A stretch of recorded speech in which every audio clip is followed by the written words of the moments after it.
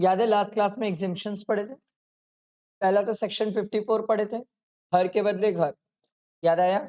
Long term capital asset होना चाहिए, individual HUF को मिलता है सर 10 करोड़ से ज्यादा का नया घर नहीं होना चाहिए, 10 करोड़ से ज्यादा आप सीडीएस अकाउंट में नहीं रख सकते, 1 साल पहले ट्रांसफर करने के 2 साल के अंदर और ट्रांसफर करने के 3 साल के अंदर कंस्ट्रक्ट करना है।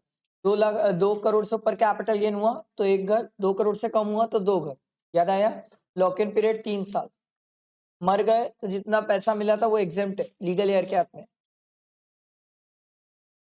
ठीक, अगला 54 ईसी, डैम इंपॉर्टेंट। क्या था 54 ईसी? सर बॉन्ड्स में इन्वेस्ट करते हैं सर, एनी इंडिविजुअल को मिलता है, long term capital asset, sale of land और बिल्डिंग होना चाहिए। कितने साल के ये 4 के बॉन्ड्स में अपन इन्वेस्ट करते हैं, within 6 months from the date of transfer invest करते हैं सर। ठीक है, कितना इन्वेस्ट करते हैं? मैक्सिमम 50 लाख, उससे ऊपर नहीं हो सकता सर। ठीक, वही लॉक इन पीरियड 5 साल से। ठीक, उसके बाद 54 एफ पढ़े थे, डैम इंपॉर्टेंट सर, कुछ भी बेच के घर खरीदना।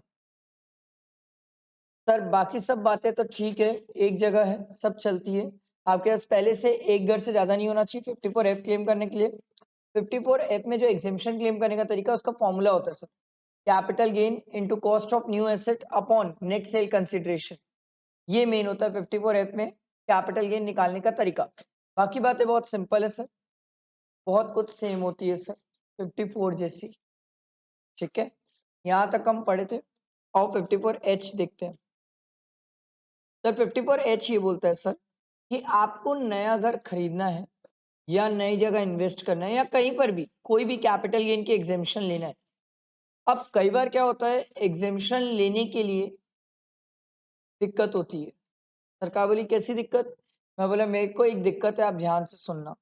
सरकार को मैंने बोला देखो, सरकार आई मेरे पास, मेरी जमीन कंपलसरी एक्वायर की।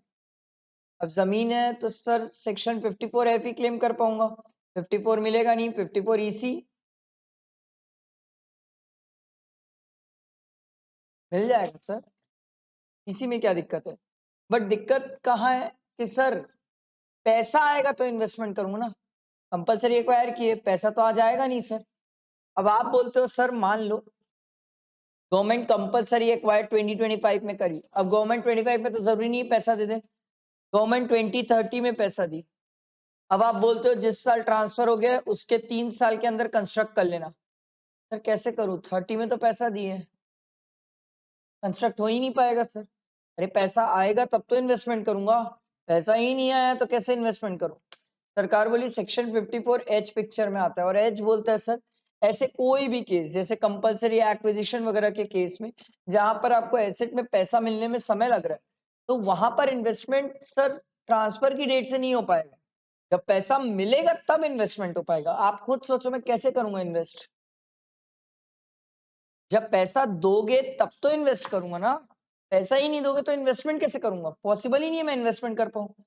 तो सरकार 2030 में पैसा दी, हाँ 2030 से आपको ये बोलना है कि सर 3 साल का आपके पास टाइम पीरियड है, तो मैं मान लूंगा सर कि 3 साल के अंदर कंस्ट्रक्ट कर लो, 2 साल के अंदर परचेस कर लो, तो मैं मान लूंगा। सरकार सर पैसा ही नहीं देगी तो कैसे होगा सर? समझ आया? 54 एच एकदम सिंपल है, 54 एच एग्जाम में अलग से कुछ नहीं आता इसका। अब देखो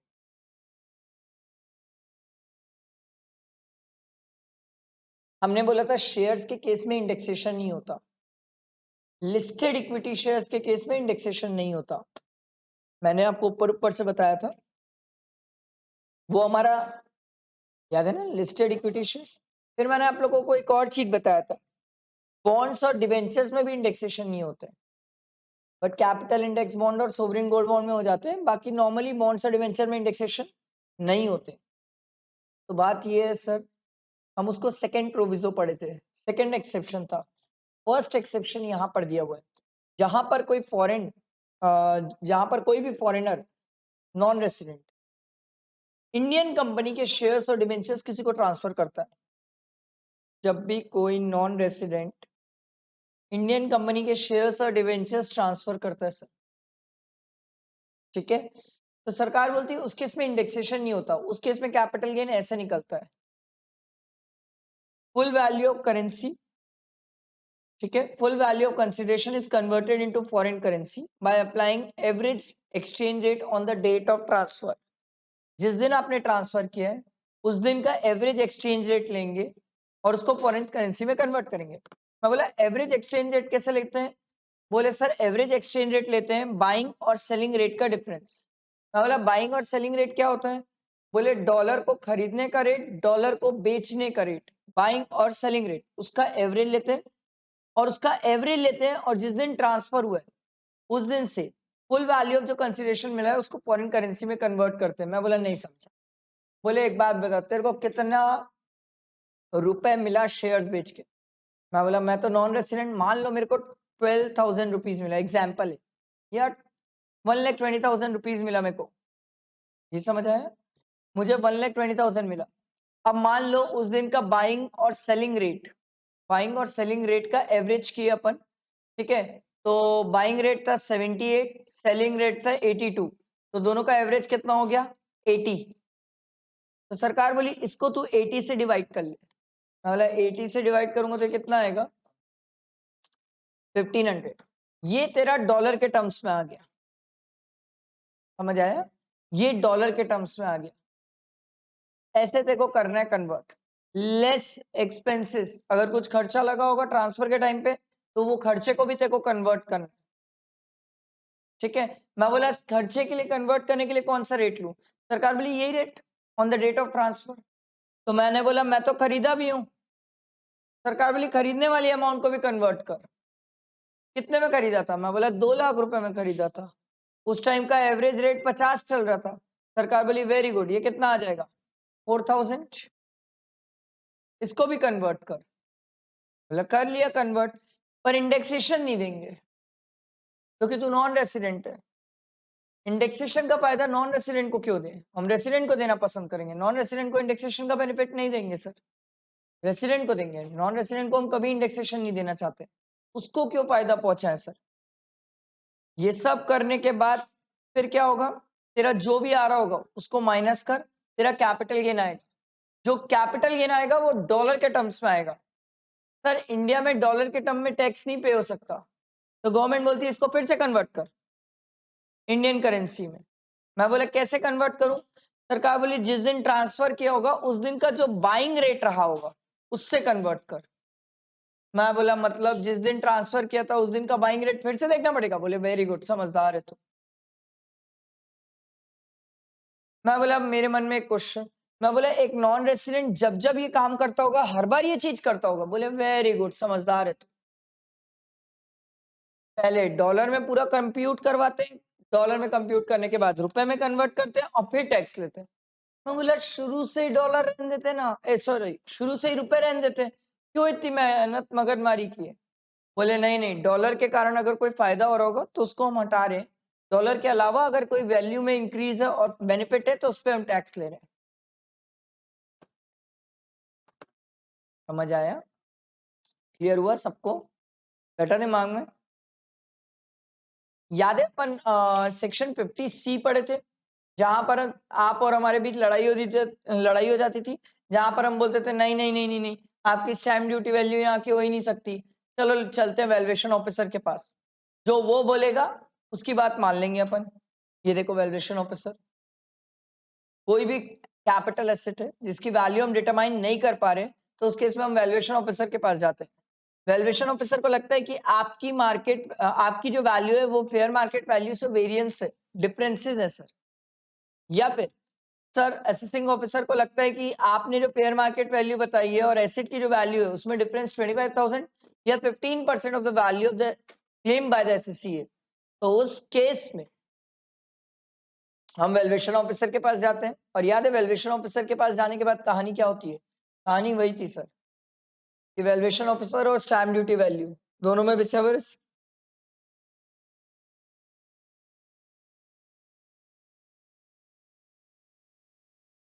लोअर, दोनों में whichever is लोअर, दोनों में whichever is लोअर, क्योंकि वैल्यूएशन ऑफिसर से क्या बोलते हैं, ये वैल्यूएशन ऑफिसर मान लो 10 लाख बोला, स्टैम्प ड्यूटी वैल्यू 8 लाख थी तो 8 लाख लेंगे।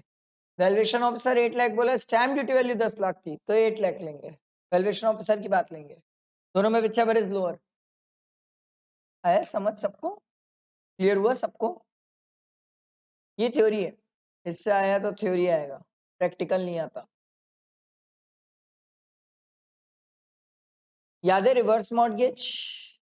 इसको ट्रांसफर नहीं मानते, कैपिटल गेन नहीं लगता, याद है?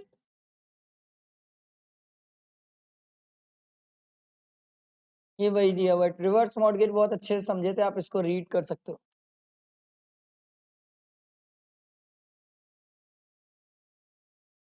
चालू हो जाए सेटअप। 638 को आया था 50, कोई बात नहीं। कोई बात नहीं, हाँ कल से स्टार्ट हो जाए, रुक ना, कल से स्टार्ट हो जाएगी, अपने आप चालू हो जाएगी, देखना 6 बजे से चालू हो जाएगी। चलो let's start taxability of capital gain. अभी तक हमने क्या सीखा सर? कैपिटल गेन निकालते कैसे हैं। अब टैक्स रेट कैसे लगाएंगे सर कैपिटल गेन में? तो कैपिटल गेन शॉर्ट टर्म और लॉन्ग टर्म दो टाइप का होता है, ये हम पहले से सीख रहे सर, ठीक है? कैपिटल गेन जो होता है,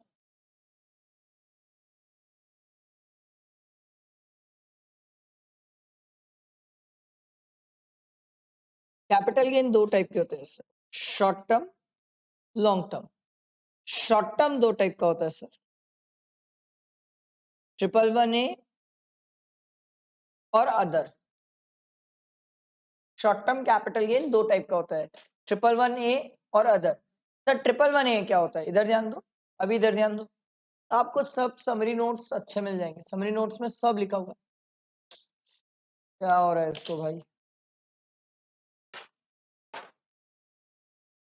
तो दिक्कत होगी मुझे पढ़ाने में।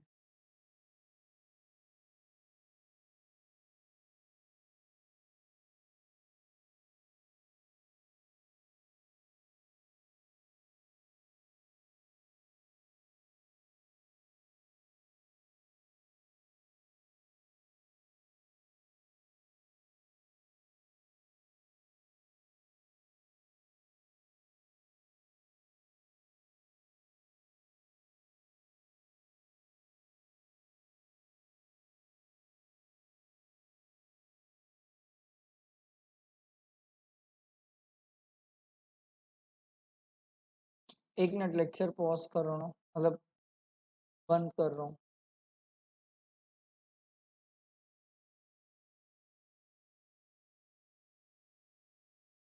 तो हम पढ़ रहे थे सर कैपिटल गेन दो टाइप के, short term, long term. Short term दो टाइप के होते हैं सर, 111A और other short term capital gain. आपको ये पूरे नोट्स ना अच्छे से फ्लो चार्ट पे मिल जाएंगे, वो बने हुए हैं सर आपकी समरी बुक में। अभी आप इधर पढ़ने में दिमाग लगाओ, बहुत इंपॉर्टेंट है, ठीक है? शॉर्ट टर्म कैपिटल गेन जो 111A वाले हैं, वो तीन टाइप के होते हैं, ठीक है? Equity shares, units of equity oriented fund और यूनिट्स ऑफ बिजनेस ट्रस्ट, ये तीन टाइप के होते हैं, ठीक है? Equity shares, units of equity oriented fund और यूनिट्स ऑफ बिजनेस ट्रस्ट। ये यूनिट्स ऑफ इक्विटी ओरिएंटेड मतलब म्यूचुअल फंड होते हैं जो इक्विटी में इन्वेस्ट करते हैं, और यूनिट्स ऑफ बिजनेस ट्रस्ट जिसमें एसटीटी पेड हुआ है। एसटीटी मतलब सिक्योरिटी ट्रांजैक्शन टैक्स। जब हम शेयर मार्केट से डील करते हैं तो हमें एसटीटी पे करना होता है, ठीक है? तो अगर मान लो वर्धमान से किसी कंपनी के इक्विटी शेयर्स लिए, शेयर मार्केट से खरीदे, बेचे भी शेयर मार्केट में, तो हमें ये देखना पड़ेगा कि वर्धमान सर शेयर मार्केट में कम बेच रहे हैं।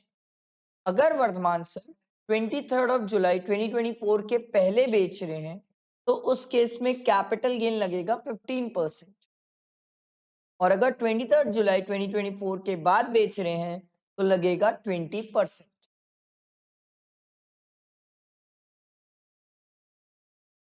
समझ आया?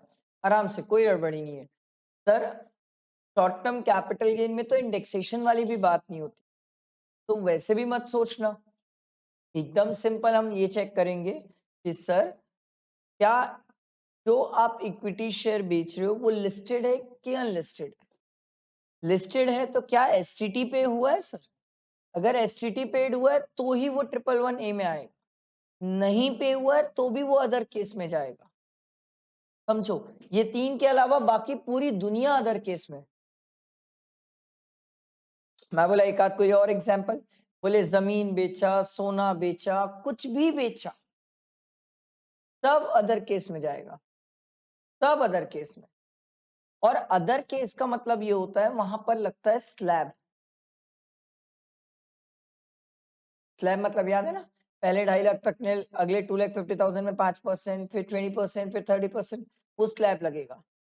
यहाँ पर फ्लैट लगता है, फ्लैट 15% या 20%, डिपेंड करेगा आप कब ट्रांसफर कर रहे हो, ट्रांसफर कब कर रहे हो, खरीदे हो कब, मेरे को उससे कोई मतलब नहीं, ट्रांसफर कब कर रहे हो, मैं ये चेक करूंगा ट्रांसफर कब कर रहे हो, उस पर डिपेंड करेगा 15 है कि 20 है। समझ आया, बैठा दिमाग में। फिर सरकार ने बोला सर, अगर आप IFSC international financial service centre है, वहां से क्या बोलते हैं, अगर आप बेचा खरीदी करते हो तो उस केस में एसटीटी की कंडीशन अप्लाई नहीं होती है। बोले नहीं समझा। बोले मान लो आईएफएससी एक सेंटर होता है जहां से अगर आप शेयर्स खरीदी बेची करते हो, तो सरकार बोलती है उस केस में एसटीटी की कंडीशन अप्लाई नहीं होती, मतलब अगर एसटीटी ना भी पे हो तो भी वो 111A में ही कवर होंगे इक्विटी शेयर्स। मैं बोला अगर मैं नॉर्मल स्टॉक एक्स मार्केट से जाके बेचू खरीदू, तो बोले तब एसटीटी पे करना पड़ता है, तभी ये सेक्शन अप्लाई होगा। सरकार बोली अगर आप रेसिडेंट रेसिडेंट इंडिविजुअल एचयूएफ हो, तो उस केस में सरकार बोली हम आपको बेसिक एग्जेम्पशन लिमिट का फायदा देंगे। मैं बोला क्या बोल रहे हो, कुछ नहीं समझ आ रहा है। सरकार बोली सुन, तेरी बेसिक एग्जेम्पशन लिमिट कितनी है, मैं बोला 2,50,000। सरकार बोली मान ले तेरी 2 लाख रुपए अदर इनकम है। मैं बोला अदर इनकम कौन सी, बोले अदर इनकम कोई भी हो सकती है, कोई भी हो सकती है, आईएचपी हो सकती है, पीजीपी हो सकती है, सैलरी हो सकती है, कुछ भी अदर इनकम हो सकती है। तो पहले बोले देख, ये 2,50,000 में पहले तू 2 लाख रुपीज एडजस्ट कर ले अदर इनकम को, बचा कितना 50,000। अब मान ले तेरा 111A का शॉर्ट टर्म कैपिटल गेन आया 1 लाख रुपए। तो सरकार बोली देख, हम नॉर्मली क्या बोले थे, ये 1 लाख पे फ्लैट 15 या 20% लगेगा, पर सरकार बोली ना ना, तू रेसिडेंट इंडिविजुअल है, तेरे को तो हम फायदा देंगे। बोला कैसे फायदा दोगे, बोले ये 1 लाख को तू चाहे तो यहाँ 50,000 एडजस्ट कर सकता है, और बच्चा जो 50,000 है, इस पे तू 15 या 20% डिपेंड करेगा कब ट्रांसफर कर रहा है। समझ आई बात। तो मेरे मन में क्वेश्चन आया, मान लो कल के दिन मेरी अगर अदर इनकम ही 3 लाख हो जाती तो, सरकार बोली अगर अदर इनकम पूरी 3 लाख हो जाती तो तू पूरा 2,50,000 तो एडजस्ट कर चुका है, तो फिर तेरे पास बेसिक एग्जेम्पशन लिमिट बचेगी ही कहाँ। तो उस केस में तो तेरे को यहाँ पर भी 50,000 में टैक्स देना है, और ये पूरे 1 लाख में फ्लैट देना है तेरे को 15 या 20%, डिपेंड करेगा कब ट्रांसफर कर रहा है। मजा आया, क्लियर हुआ। ये सिर्फ इंडिविजुअल रेसिडेंट इंडिविजुअल एचयूएफ को अपन ये बेनिफिट देते हैं और किसी को नहीं देते।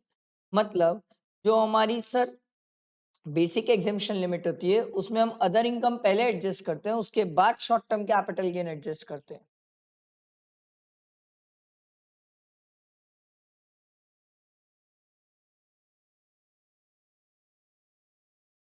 क्लियर हुआ, क्रिस्टल क्लियर, पक्का। अब आगे ध्यान से सुनना sir, other short term capital gain का आपने बताया नॉर्मल रेट से लगता है, बताया ना सर, नॉर्मल स्लैब के बेसिस में लगेगा। सर क्वेश्चन ये था, कैपिटल गेन ना एक स्पेशल नेचर की इनकम है, ये रोज दिन नहीं होती है, आदमी रोज दिन कैपिटल गेन खेलने नहीं जाता है। अगर आप रोज दिन शेयर की खरीदी बेची करोगे तो उसके लिए तो पीजीईपी है, फिर कैपिटल गेन क्यों पढ़ रहे। सरकार बोली देख, कोई आदमी रोज दिन ये काम करता नहीं है, तो अब जो डिडक्शंस होती है, जो अपन पढ़े नहीं है, अपन चैप्टर 10 में पढ़ेंगे सर, डिडक्शंस जो हम पढ़ते हैं, जहां पर हम इंश्योरेंस लेते हैं, लाइफ इंश्योरेंस लेते हैं, मेडिकल लेते हैं, बहुत सारी जगह इन्वेस्टमेंट करते हैं। सरकार बोली ये सब जगह अगर तू इन्वेस्टमेंट करता है तो ये सब की डिडक्शन 111A से नहीं मिलेगी, other short term capital gain से मिल जाएगी। मैं सरकार से पूछा ऐसा क्यों, 111A से मुझे क्यों नहीं दोगे। सरकार बोली सिंपल सा लॉजिक है, एकदम सिंपल सा लॉजिक है। 111A वाली जो इनकम है वो स्पेशल नेचर की इनकम है, और other short term capital gain को अपन स्लैब के बेसिस में टैक्स लगा रहे हैं। तो जो स्लैब बेसिस में चल रहा है उसमें तेरे को चैप्टर 6 से की डिडक्शन मिल जाएगी, और जो स्पेशल नेचर की इनकम है उसमें डिडक्शन नहीं मिलेगी। अभी ज्यादा दिमाग मत लगाना, क्योंकि हम डिडक्शन जब चैप्टर पढ़ेंगे तो आपको ये बहुत अच्छे से समझ आएगा कि कौन कौन से डिडक्शन है, क्या चीजें।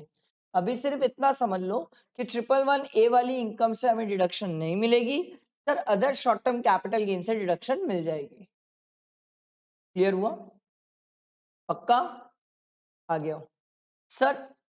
112A, 111A, 112A दोनों साथ साथ पढ़ते हैं सर। क्यों? क्योंकि दोनों सेम है। वो शॉर्ट टर्म के लिए था, ये लॉन्ग टर्म के लिए है। सर मान लो अगर मैं इक्विटी शेयर या यूनिट्स ऑफ इक्विटी ओरिएंटेड या यूनिट्स ऑफ बिजनेस ट्रस्ट किसी को ट्रांसफर करता हूं, और अगर लॉन्ग टर्म हो गया सर तो 112A है, शॉर्ट टर्म हो गया सर तो 111A है। अरे बात समझ, लॉन्ग टर्म हो गया तो यहाँ है, शॉर्ट टर्म हो गया तो वहां है। आपके मन में एक क्वेश्चन आ सकता था, सर एक बात बताओ, इसके लिए शॉर्ट टर्म और लॉन्ग टर्म के लिए कितने महीने देखने पड़ते हैं? 12 मंथ्स। लिस्टेड है ना, तो लिस्टेड सिक्योरिटीज के लिए तो अपन पढ़ के आए हैं 12 मंथ्स की कहानी है। अरे बात समझ, तो सर अगर शॉर्ट टर्म तो 111A, लॉन्ग टर्म तो 112A। क्लियर हुआ सबको?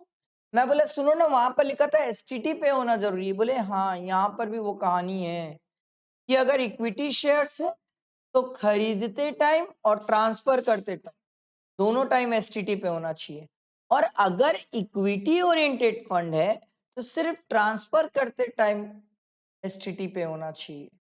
मतलब ये तो मेरे को याद करना पड़ेगा? बोले हाँ, ये याद करना पड़ेगा, नहीं तो भूल जाएगा एग्जाम टाइम पे।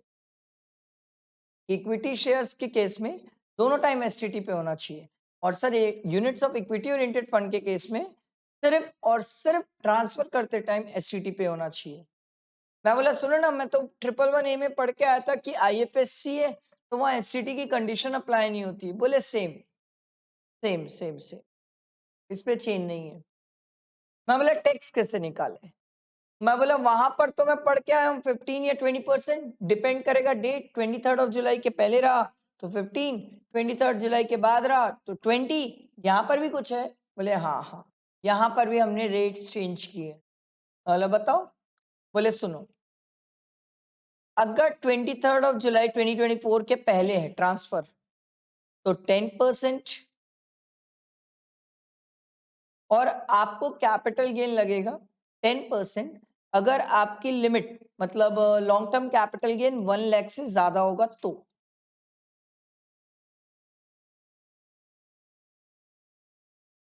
और अगर आपका 20 ऑन एंड आफ्टर 23 जुलाई है तो उस केस में कैपिटल गेन लगेगा 12.5%। और कैपिटल गेन का बेनिफिट कितने का मिलेगा?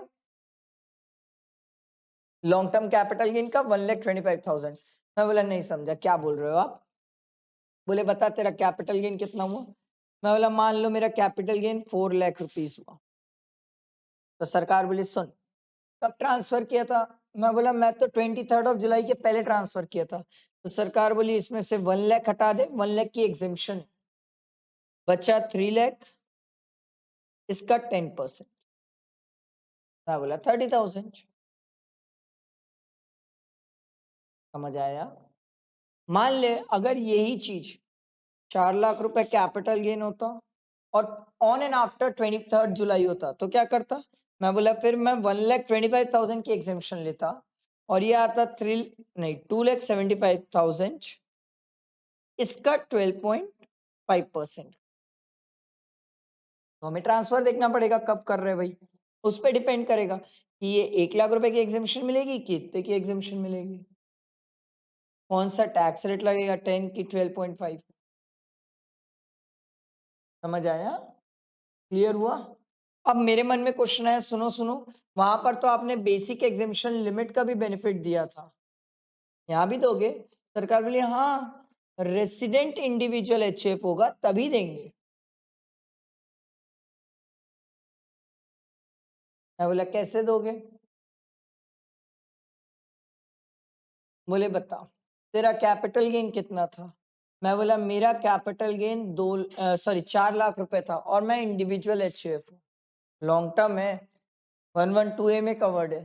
सरकार बोली सुन, तेरी बेसिक एग्जामिशन लिमिट कितनी है? मैं बोला 2,50,000। बोले पहले वो एडजस्ट कर ले। अब कितना बच गया? 1,50,000। अब तू बता ट्रांसफर कब किया है? मैं बोला मैं तो ऑन एंड आफ्टर 23 जुलाई किया हूँ। तो सरकार बोली 1,25,000 की एग्जामिशन ले ले। बचा कितना? अब इस पे तू टैक्स लगा ले।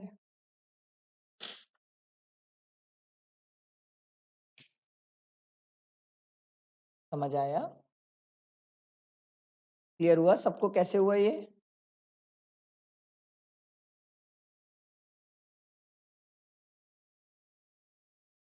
नहीं आया तो पूछ लो, कोई दिक्कत नहीं है, हड़बड़ी नहीं है। अब एक स्टूडेंट बोला सर मान लो कल के दिन मेरी अदर इनकम भी होती तो फिर कैसे करते? मैं पूछा अदर इनकम कितनी है? तो आपने बोला सर 2 लाख रुपए मेरी अदर इनकम है। तो फिर हम क्या करते? 4 लाख रुपीस इसमें पहले, सॉरी इसको ये 4 लाख थोड़ी को होगा अब ये 6 लाख हो जाएगा ना, क्योंकि 4 लाख तो 112A का short term capital gain, long term capital gain था। तो सर अब हम क्या करेंगे? पहले सर इसमें से 2,50,000 एडजस्ट करेंगे। बचा कितना? 4 लाख। सर 4 लाख में से 1,25,000 क्या है सर? एग्जेम्प्ट है। और बचा कितना? 2,75,000। इसका 12.5%।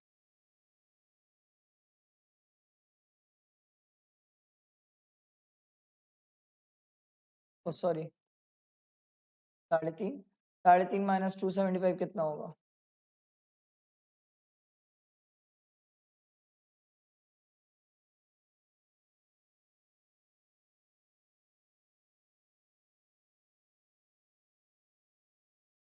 इंटू 12.5%। मतलब कहने का मतलब सिंपल है, एकदम सिंपल। सर पहले बेसिक एग्जामिशन लिमिट से अदर इनकम एडजस्ट करना, उसके बाद आप कैपिटल गेन एडजस्ट कर सकते हो।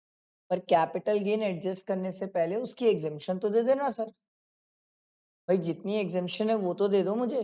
एग्जामिशन के बाद जो टैक्सेबल वाला बचेगा उसको एडजस्ट करना। जो एग्जेम्प्ट है उसको एडजस्ट करके क्या करोगे? उस पे तो वैसे भी टैक्स नहीं बनता। समझ आया? क्लियर हुआ? बैठा दिमाग में? Crystal clear? सर क्या इक्विटी शेयर्स के केस में या units of equity oriented fund के केस में सर क्या हम इंडेक्सेशंस की बातें करेंगे? नहीं सर, इंडेक्सेशंस की बातें नहीं हो। सर इंडेक्सेशन नहीं होता इक्विटी शेयर्स में, लिस्टेड में। लिस्टेड इक्विटी शेयर्स में इंडेक्सेशन नहीं होता है सर। क्या? लिस्टेड इक्विटी शेयर्स में इंडेक्सेशंस नहीं होते हैं सर। रिबेट मिलेगी क्या? रिबेट? मैं बोला वो रिबेट कहाँ पढ़े थे? वो तो फर्स्ट चैप्टर में पढ़े थे, 87A की रिबेट कि हमारी इनकम 7 लाख से ज्यादा ना हो तो 25,000 का रिबेट, अगर 115 बीएससी लिए हो तो, और नॉर्मल प्रोविजन में 5 लाख से ऊपर इनकम ना हो तो सर याद है 12,500 का रिबेट। बोले रिबेट दोगे क्या? बोले नहीं नहीं रिबेट नहीं मिलेगी सर, रिबेट नहीं मिलेगी।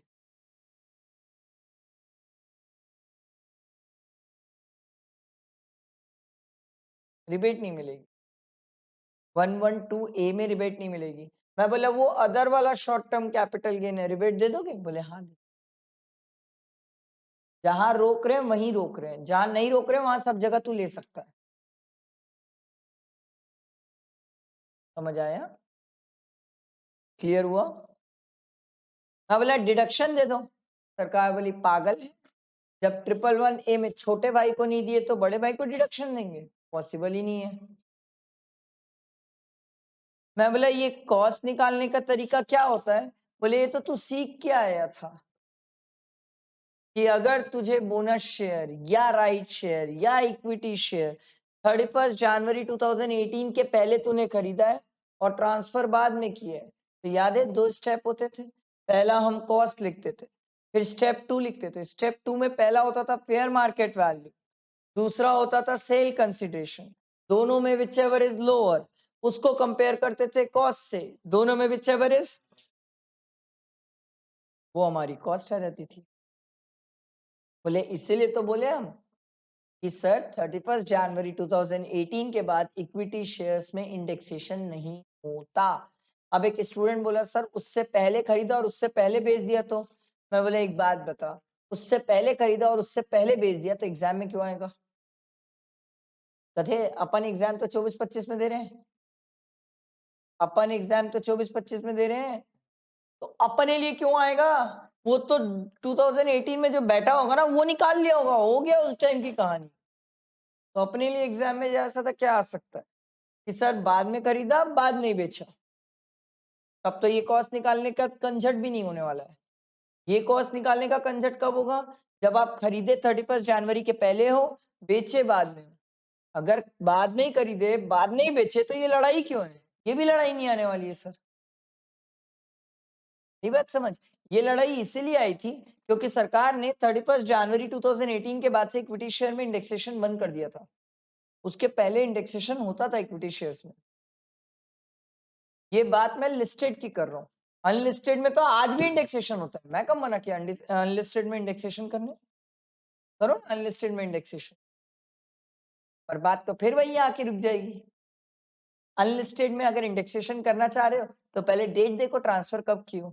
23 जुलाई के पहले की हो तो कर लो, मैं मना नहीं कर रहा। बट 23 जुलाई के बाद है तो आप इंडेक्सेशन ही नहीं कर सकते क्योंकि ऑप्शन में नहीं मिलता। ऑप्शन तो आपको लैंड और बिल्डिंग में मिलता है सर, बाकी जगह तो ऑप्शन में नहीं मिलता। याद आया? जब मैं पढ़ा रहा था तो मैंने आपको गोल्ड का भी केस बताया था। बाद में गोल्ड बेच दिए तो ऑप्शन तक नहीं है, पहले बेचे तो आप इंडेक्सेशन कर लो, मुझे कोई दिक्कत नहीं है। समझ आया? क्लियर हुआ सबको? बैठा है दिमाग में? एकदम सिंपल है। बहुत लोग इस पे कंफ्यूज होते हैं, बहुत लोग। जब आप इसको पहली बार स्टडी करोगे for the purpose of test, बड़े प्यार से काम को लो के रिलैक्स होकर इसको पढ़ना, हड़बड़ा के मत भगना इस टॉपिक में। पूरा कैपिटल गेन एक साइड है और ये एक साइड है, क्योंकि लोग को से निकालते टाइम ही टैक्स गलती हो रही है, इसी पे लोग कंफ्यूज है। आ रही है बात समझ?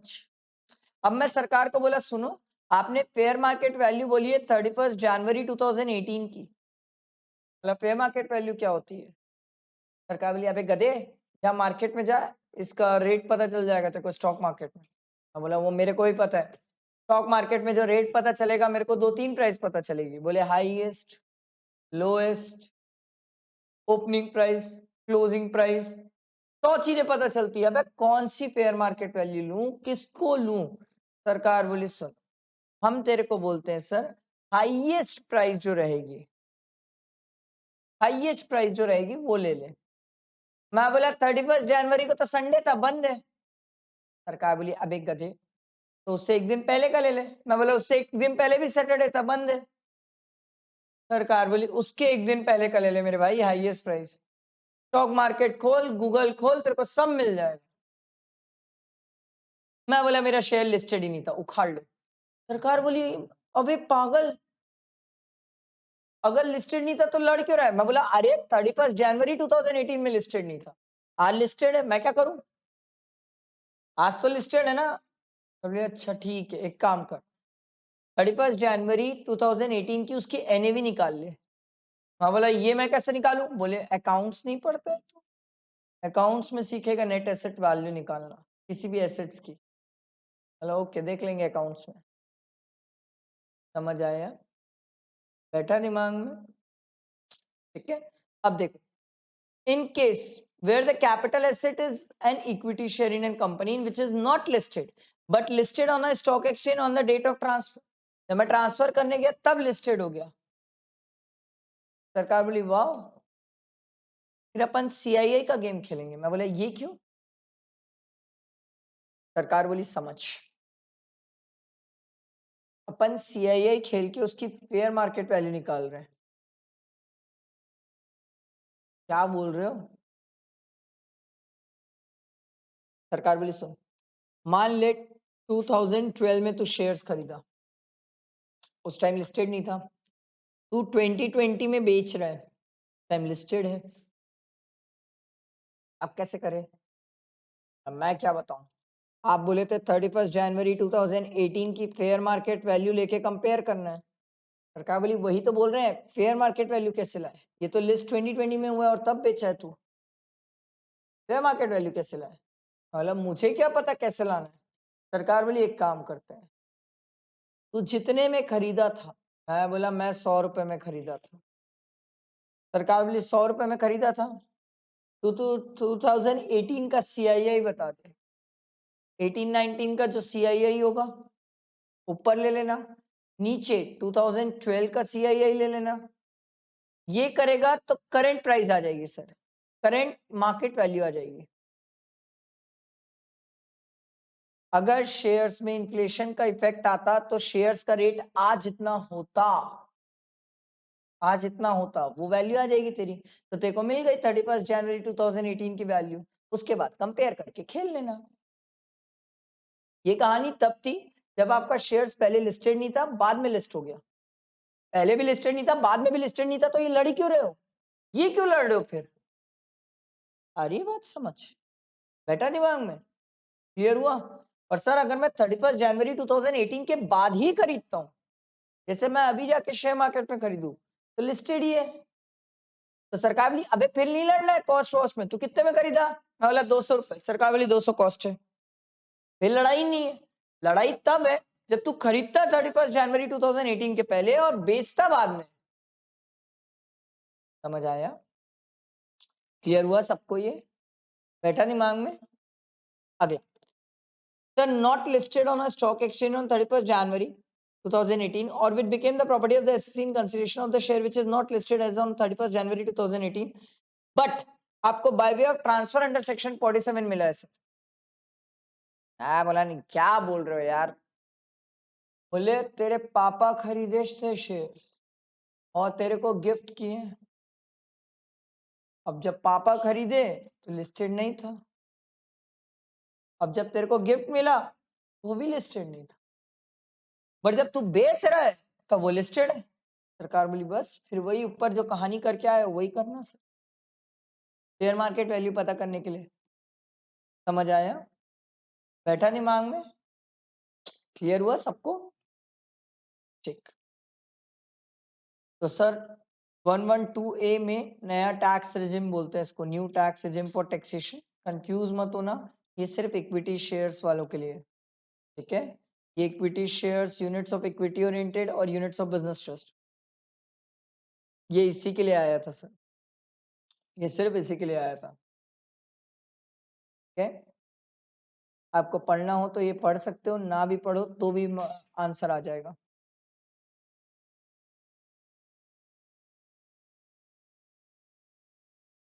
चलो अगर इतना ही समझो तो ये सिनेरियोस के आंसर दो। An equity share is acquired on 1st January 2018, sorry 17। कितने में खरीदा? 100 रुपए। फेयर मार्केट वैल्यू दी हुई है 31 जनवरी 2018 की 200 और बेचा 2018 1 अप्रैल को है 250 में। बताओ मेरे को कॉस्ट। चलो हायर लो और हायर करो और जो करना है करो, मुझे बताओ कॉस्ट कितनी है।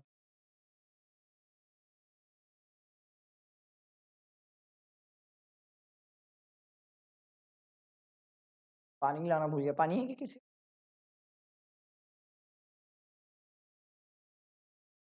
हाथ डालेगा तू तो सब पिलाएगा, आवाज नहीं निकलेगी, मैं गया छुट्टी क्लास की। लिख के करना, हड़बड़ी नहीं है, लिख के करो। लिखो स्टेप 1 कॉस्ट, स्टेप 2 पहला point, A point fair market value, B point sale consideration. लिख के करो, गड़बड़ नहीं होगी।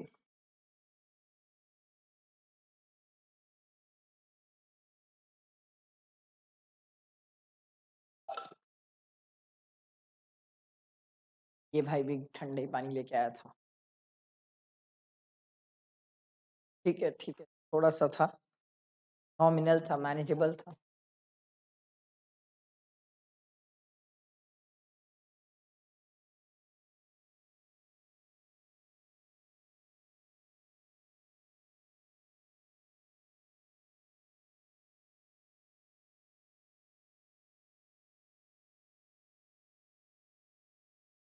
लिख रहे हो ना? ऐसे लिखो ना सर। स्टेप 1 कॉस्ट, कॉस्ट कितना है 100। स्टेप 2, इसमें ए था fair market value, fair market value कितनी है 200। सेल कंसिडरेशन, ये दोनों में विच एवर इज लोअर 200। इसको कंपेयर करेंगे, सॉरी, दोनों में विच एवर इज कितना आ जाएगा, ये मेरी कॉस्ट हो गई। बेचा कितना 250 में, कॉस्ट कितनी 200, कैपिटल गेन 50। एकदम सिंपल, कुछ है ही नहीं रॉकेट साइंस। अगर आप समझे तो बवाल है फिर तो। समझ आया है सबको कैसे हुआ, समझ आया?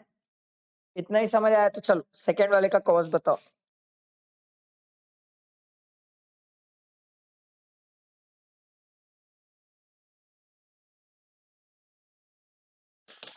बताओ सेकेंड वाले का कॉस्ट।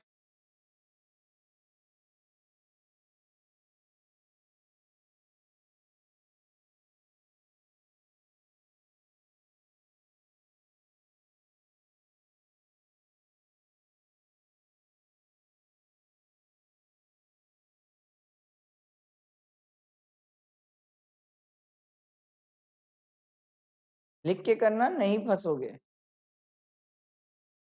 150 पक्का? बेचा कितने में? 150 में ही बेचा है तो हो गया, कैपिटल गेन आएगा ही नहीं शेयर्स में। समझ आया? चलो अगला केस सिनेरियो ये रहा, सिनेरियो 3, इसमें मिक्स हो गया। ये रहा सिनेरियो 3। बताओ इस केस में कॉस्ट कितनी है?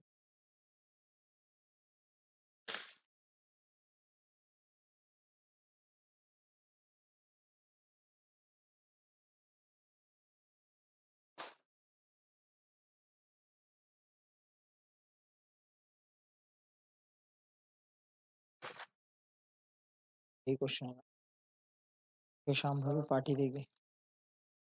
कैपिटल गेन खत्म हो गया, आप बड़ा चैप्टर खत्म करिए शाम रवि। तो आ रही है कॉस्ट पक्का? तो बेचा कितने में? 150 में बेचा है, कॉस्ट 100 आ रही है, बस फिर क्या आंसर आ गया। नेक्स्ट इसमें बताओ फोर्थ सिनेरियो में कॉस्ट।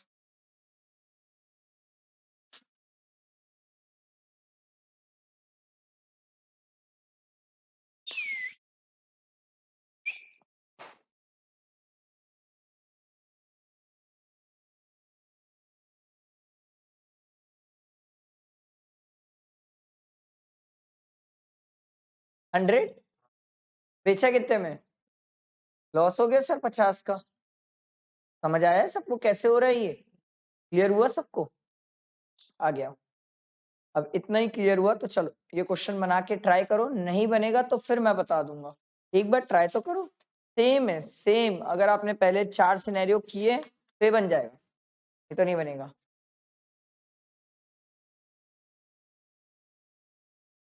हाँ बता शाम भर सैटरडे संडे क्या करिए? जीपी तो पूरा हो गया होगा अपना, अभी तो घूम रही थी।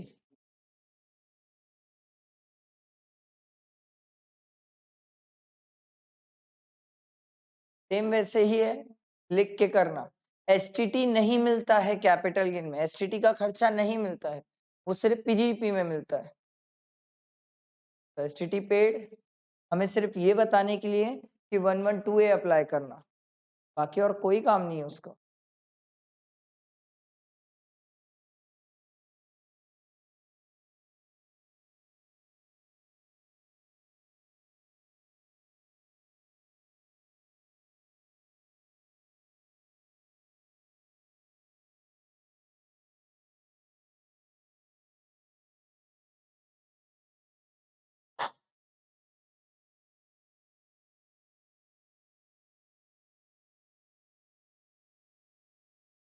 सब कर लो, ब्रोकरेज माइनस करना, एक्सपेंस है ब्रोकरेज, खर्चा है वो हमारा।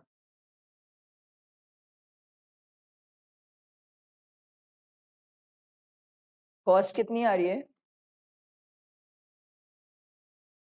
15,25,000 बेचा कितने में 16,75,000 तो 1,50,000 का कैपिटल गेन मतलब उसमें वो एक्सपेंस माइनस कर लेना एक्सपेंस माइनस करने के बाद करो कितना आ रहा है यही आ रहा है 141,625 पक्का ठीक है और ऊपर ये तो हमने भाई भाई को पढ़ा था 111A 112A को पढ़ा था अब 112 को पढ़ लेते हैं जो इन दोनों के बीच का दीवार है सर ये भी लॉन्ग टर्म के लिए सर पर सर कौन सा लॉन्ग टर्म जो अदर वाला शॉर्ट टर्म था उन सब अदर शॉर्ट टर्म का ये लॉन्ग टर्म है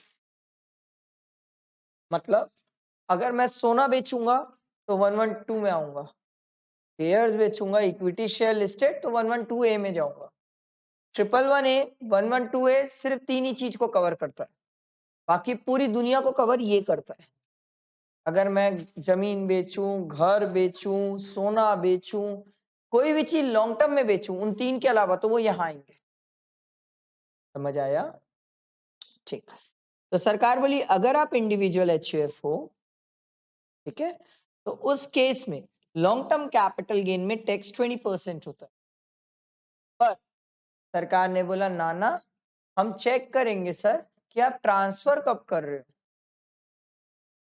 अगर आप ट्रांसफर 23 जुलाई 2024 के पहले किए तो 20% है बाद में किए तो 12.5% है ये देखो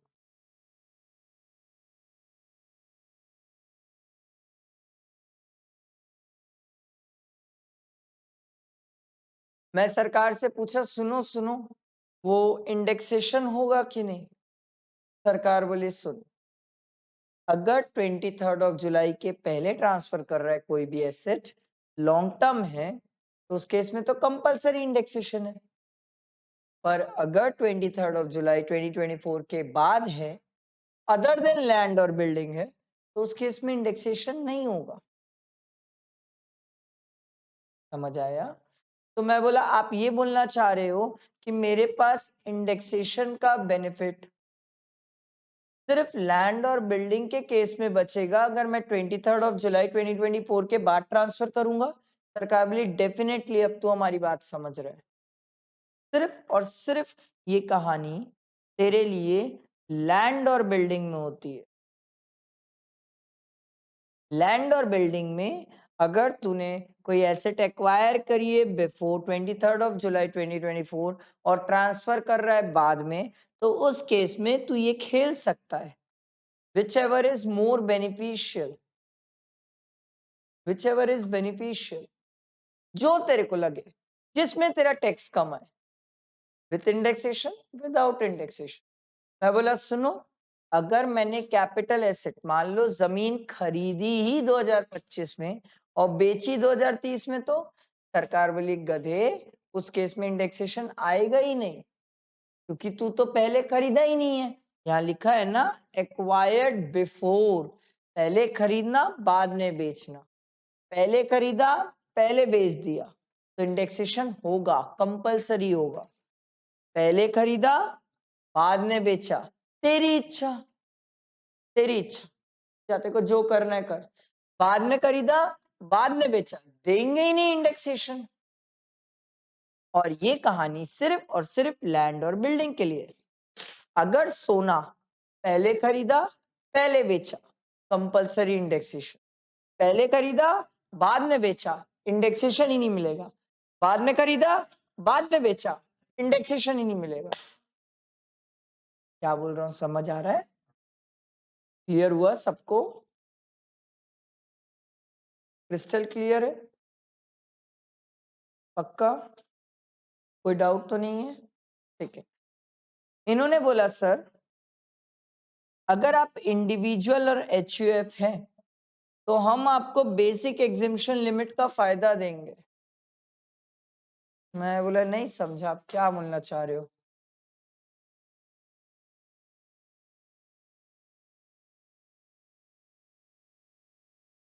याद है अभी बेसिक एग्जिम्पशन लिमिट का बेनिफिट कैसे पढ़ रहे थे याद है ना, बेसिक एग्जामिशन लिमिट का बेनिफिट कैसे पढ़ रहे थे, सेम वैसे ही पढ़ेंगे। बेसिक एग्जामिशन लिमिट पहले अदर इनकम एडजस्ट करेंगे, उसके बाद अगर कुछ बच जाएगा तो ये वाला एडजस्ट कर। समझ आया? अगला है डोमेस्टिक कंपनी। अगर डोमेस्टिक कंपनी है तो उस केस में लॉन्ग टर्म सीधा 20%, और अगर बिफोर और आफ्टर की कहानी है सर, मैं बोला ये इसको अगर पहले खरीदा और बाद में बेचा लैंड और बिल्डिंग, तो इसको वो ऑप्शन देते हो कि नहीं? बोले नहीं, ये ऑप्शन सिर्फ इंडिविजुअल एचयूएफ के लिए था, ये ऑप्शन बाकी दुनिया के लिए नहीं है, ये सिर्फ ऑप्शन इंडिविजुअल एचयूएफ के लिए था। अगर कोई नॉन रेसिडेंट है, कंपनी नहीं है, फॉरेन कंपनी है, तो सरकार बोलती है अगर अनलिस्टेड सिक्योरिटीज,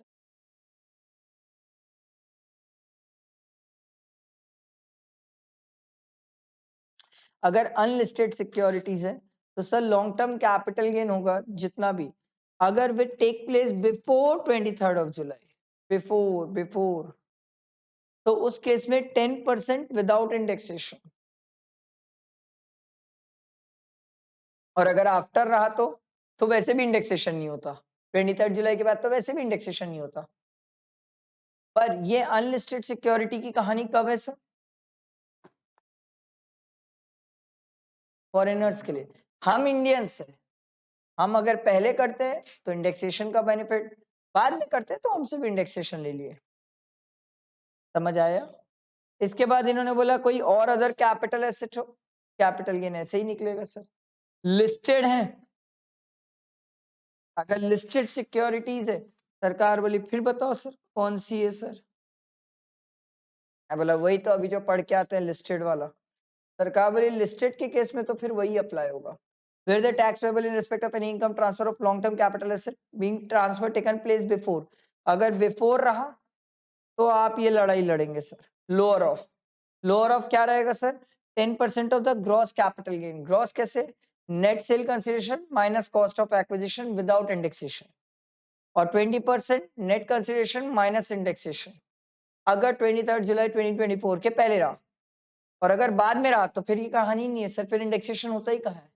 तो इंडेक्सेशन ही नहीं होता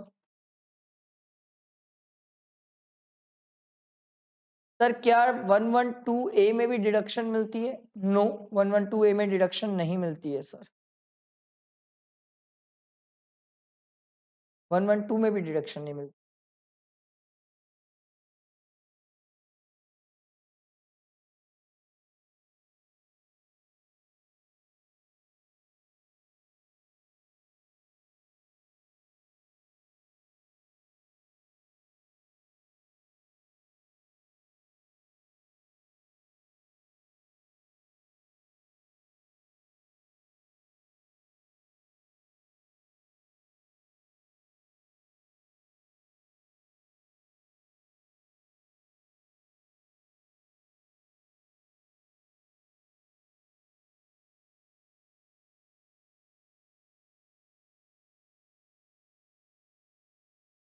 ये आप लोग के चार्ट्स रहेंगे समरी बुक में।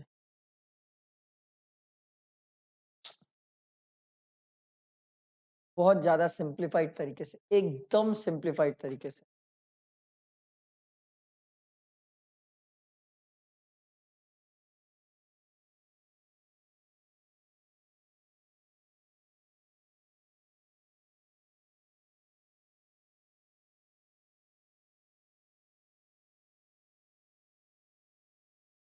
ये अन नहीं रहेगा,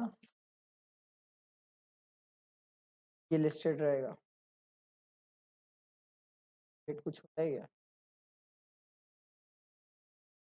ये लिस्टेड रहेगा।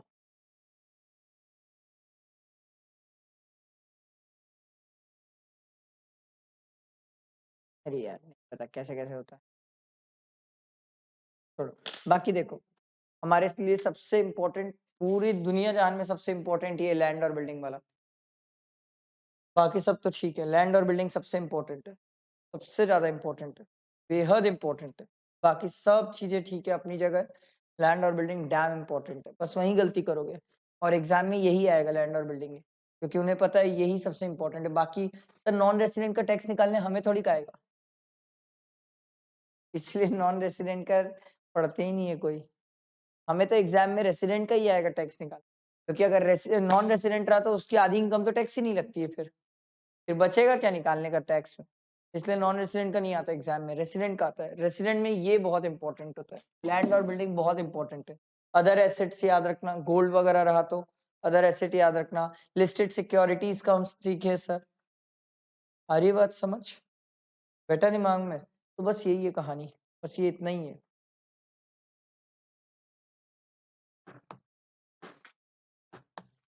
और किसी को कुछ पूछना तो बताओ, नहीं तो हमारा कैपिटल गेन कंप्लीट हुआ, बधाई हो। थ्योरेटिकली कंप्लीट हुआ, प्रैक्टिकली तो अभी बचा है, क्वेश्चंस बचे हैं, बट थ्योरेटिकली पूरा कंप्लीट हुआ। अब प्रैक्टिकली करना बचा है सर, ठीक है।